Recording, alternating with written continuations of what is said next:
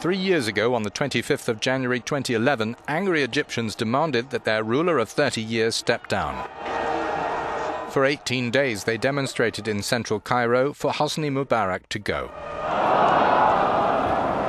Finally, after repeated clashing, on the 11th of February 2011, the president caved in and transferred powers to the army. The Mubarak regime finished. The Supreme Council of the Armed Forces dissolved Parliament and suspended the Constitution, which the protesters had insisted on. In June 2012, the country held its first democratic presidential election in history, and the candidate of the Muslim Brotherhood, Mohammed Mursi, won. A year later, he was presiding over a very divided Egypt, and the army removed him from office, on the grounds that a large part of the population were dissatisfied with his performance.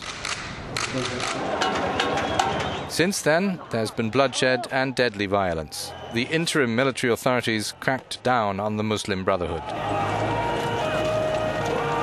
Several thousand of its members have been killed or arrested since General Abdel Fattah el-Sisi took over from Mursi. The Brotherhood in December was declared a terrorist organization.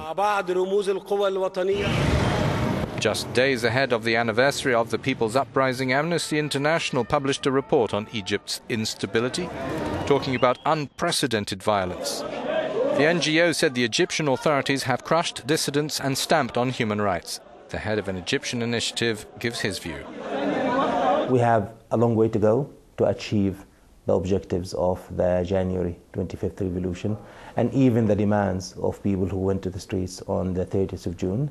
And I think the first step is to genuinely and in a credible manner respect human rights from civil, political, social and economic, and to always remember it's poverty and marginalization that is the root of political disturbances, politically motivated violence, or what is called terrorism, etc., etc.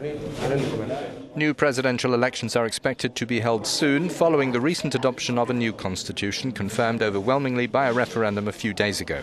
General Sisi is expected to submit his candidature to become the elected president.